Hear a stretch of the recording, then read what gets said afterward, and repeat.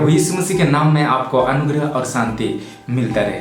आज के अध्ययन में हम देखेंगे भजन संहिता 13 अध्याय, जहां दाऊद संकट में पड़ा है और उसने परमेश्वर से प्रार्थना की कि परमेश्वर उनको उस संकट से छुड़ाए। लेकिन परमेश्वर उसकी प्रार्थना का उत्तर देने में देरी किया, जिसके कारण से जब दाऊद इस भजन को लिखता है तो परमेश्वर के समीप में उसने कई सारे प्रश्न को खड़ा किया। जब हम पढ़ते हैं भजन संहिता 13 अध्याय का 1 पद से आगे, हे परमेश्वर, कब तक क्या तू सदैव मुझे भुला रहेगा? तू कब तक अपना मुखड़ा मुझसे छिपाए रहेगा? मैं कब तक अपने मन ही मन में युक्तियां करता रहूं और दिन भर अपने हृदय में दुखित रहा करूं? कब तक मेरा शत्रु मुझ पर प्रबल रहेगा? दाऊद परमेश्वर के सामने प्रश्न को रखता है और परमेश्वर से कहता है कि कब तक। यहाँ दाऊद 4 बार कब तक शब्द का इस्तेमाल किया है। उसने परमेश्वर से पूछा कि कब तक आप मुझसे दूर रहेंगे। उसने परमेश्वर से पूछा कि कब तक मैं दुखित होता रहूँगा, कब तक आप मुझसे अपना मुंह को छिपाए रखेंगे। इस तरह की बातें उसने परमेश्वर से पूछा। दाऊद घबराया हुआ था क्योंकि परमेश्वर उसको उत्तर देने में देरी किया। कई बार हम भी अपने जीवन के सफ़र में समस्याओं से होकर के जब गुजरते हैं तो लोग जब हमें छोड़ देते हैं, उस बीच में हम परमेश्वर के समीप अपनी प्रार्थनाओं को रखते हैं और प्रार्थना का उत्तर आने में जब देर होता है तो शायद हम सोचते होंगे कि लोगों ने मुझे छोड़ दिया और परमेश्वर ने भी मुझे छोड़ दिया है। लेकिन इस अध्ययन के माध्यम से मैं आपको उत्साहित करना चाहता हूँ कि परमेश्वर आपको नहीं छोड़ा है। यदि परमेश्वर आपको उत्तर देने में देरी कर रहा है, इसका मतलब ये नहीं है कि वो आपकी प्रार्थना को नहीं सुनता है। वो परमेश्वर आपकी प्रार्थना को सुनने वाला परमेश्वर है। हमारा परमेश्वर प्रार्थनाओं को सुनता है। परमेश्वर यदि आपकी प्रार्थना का उत्तर नहीं दे रहा है, इसका मतलब ये बिल्कुल भी नहीं है कि वो परमेश्वर आपको भूल गया है। वो परमेश्वर अपने ही समय में अपने काम को करने वाला परमेश्वर है। हमें लगातार उसके ऊपर भरोसा करने की आवश्यकता है। परमेश्वर के समय पर हमें विश्वास करने की आवश्यकता है। परमेश्वर जल्दबाजी नहीं करता है। हम मनुष्य कई बार जब समस्या में फंसते हैं, घबराहट के कारण हम परमेश्वर के समीप में हम दौड़ कर आते हैं और उनसे कहते हैं कि तुरंत मेरे जीवन में ये हो जाए, ये सही हो जाए। लेकिन परमेश्वर जल्दबाजी नहीं करने वाला परमेश्वर है। उसके लिए कुछ भी काम कठिन नहीं है। वो अपने ही समय में अपने काम को करता है ताकि हम सही समय में परमेश्वर के बड़े काम को अपने जीवन में देख सकें और उसके द्वारा से हम परमेश्वर को महिमा करें। जब हम बाइबल में परमेश्वर के दासों के विषय में पढ़ते हैं तो परमेश्वर के दासों ने इंतजार किया है। जब परमेश्वर के दासों ने इंतजार किया तो परमेश्वर उचित समय में उनके जीवन में बड़े बड़े काम को किया है। जब परमेश्वर अब्राहम को बुलाया, अब्राहम के जीवन में आशीषें नहीं थी, अब्राहम के जीवन में संतान नहीं थे। अब्राहम परमेश्वर से प्रार्थना किया कि परमेश्वर उनको संतान दे, लेकिन परमेश्वर उनके प्रार्थना का उत्तर देने में देरी किया। बाइबल बताती है अब्राहम को 25 साल तक इंतजार करना पड़ा। अंततः परमेश्वर उनको एक पुत्र दिया, इसहाक। जब हम इसहाक के विषय में पढ़ते हैं, इसहाक ने भी संतान के लिए 20 साल तक इंतजार किया। परमेश्वर हमारे जीवन में बड़े काम को वो करने के लिए तैयार है, लेकिन वो अपने ही समय में बड़े काम को करता है। हमें उसके समय का इंतजार करना है।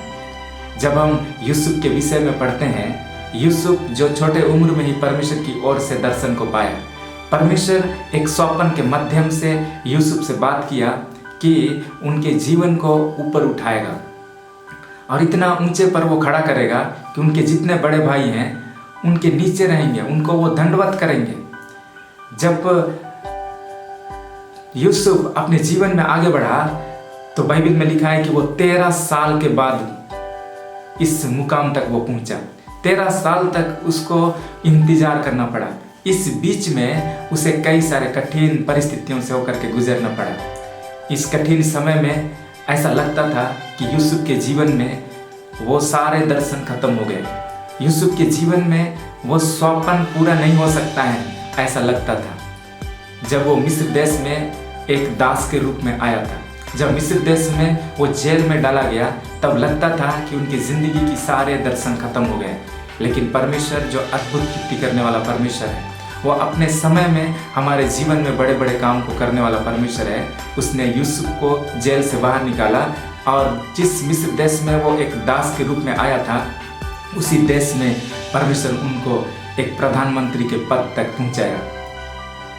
और जिस तरह से परमेश्वर उनसे स्वप्न में कहा था कि तुम्हारे बड़े भाई तुमको दंडवत करेंगे, और एग्जैक्टली वैसे ही उनके जीवन में हुआ।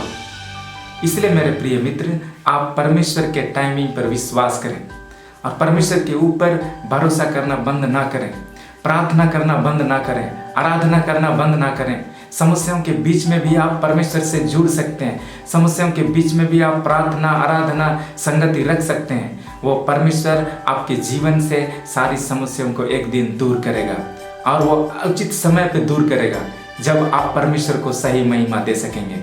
जब हम मूसा के जीवन के विषय में अध्ययन करते हैं, जब वो जवान था, उसी समय उनके अंदर में बोझ था कि वो इजरायलियों को मिस्र देश से बाहर निकाले, लेकिन वो परमेश्वर की ओर से प्रेरित नहीं था। परमेश्वर की ओर से बुलाहट उस समय उनके जीवन में नहीं था।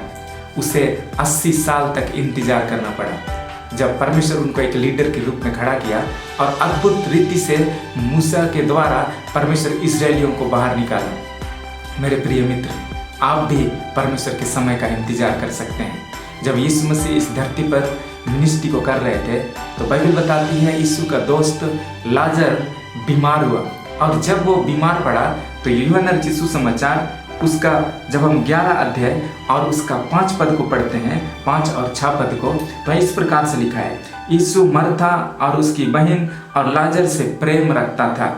फिर भी जब उसने सुना वह बीमार है, तो जिस स्थान पर वह था वहाँ 2 दिन और ठहर गया। जब लाजर बहुत सीरियस था, बीमार में था, तो उनके बहनों ने यीशु के पास कहला भेजा कि उसका दोस्त बहुत गंभीर स्थिति में है, वो बीमार पड़ा है।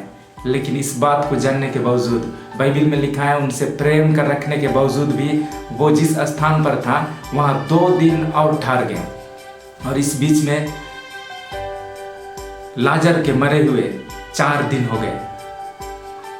शायद वो ऐसा सोच सकते थे जो उनके बहनें थी मर्था और मरियम, कि यीशु जो लाजर से प्रेम करता है, हम सबों से प्रेम रखता था, लेकिन जब हमने उनके पास ये संदेश को कहला भेजा तो हमारी प्रार्थना को नहीं सुना और हमारे पास वो आया नहीं, और लाजर मर गया है, सब कुछ खत्म हो गया।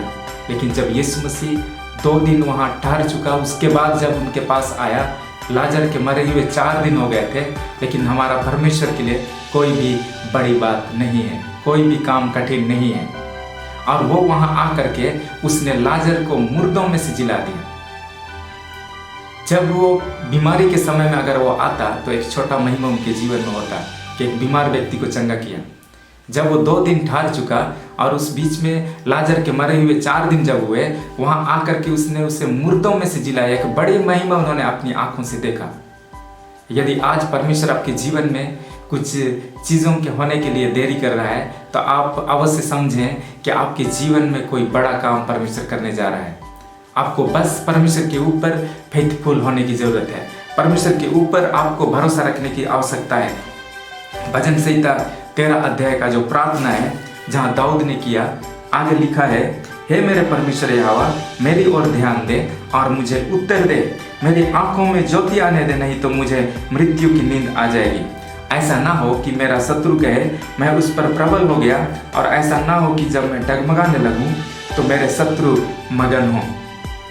परंतु मैंने तो तेरी करुणा पर भरोसा रखा है, मेरा हृदय तेरे उद्धार से मगन होगा। 6वें पद में लिखा है, मैं परमेश्वर के नाम का भजन गाऊंगा, क्योंकि उसने मेरी भलाई की है। जब दाऊद परमेश्वर की उपस्थिति में आया था, उसने परमेश्वर से प्रश्न पूछा था कि कब तक परमेश्वर मुझसे अपना मुंह को आप छिपाए रखेंगे। उसने परमेश्वर से कहा था कि क्या आप मुझे सदा के लिए भूल जाएंगे। लेकिन जब उसने अपना प्रार्थना का एंड किया, उसने परमेश्वर की महिमा करते हुए एंड किया है, और उसने कहा, मैं परमेश्वर के नाम का भजन गाऊंगा, क्योंकि उसने मेरी भलाई की है। परमेश्वर दाऊद के जीवन में भलाई को किया। जब हम परमेश्वर के समीप में आते हैं, उसे गिड़गिड़ाते, उसे प्रार्थना करते हैं और लगातार उनके साथ जुड़े रहते हैं, तो वो परमेश्वर हमारे जीवन में बड़ी महिमा को वो करता है, और उसके द्वारा से हम उसके नाम की आराधना और स्तुति कर पाएंगे। जब परमेश्वर उचित समय में हमारे जीवन में अपना काम को करता है, तो उस घड़ी हम परमेश्वर को महिमा देने के लिए तैयार रहते हैं। परमेश्वर आपको आशीष दे। आमीन।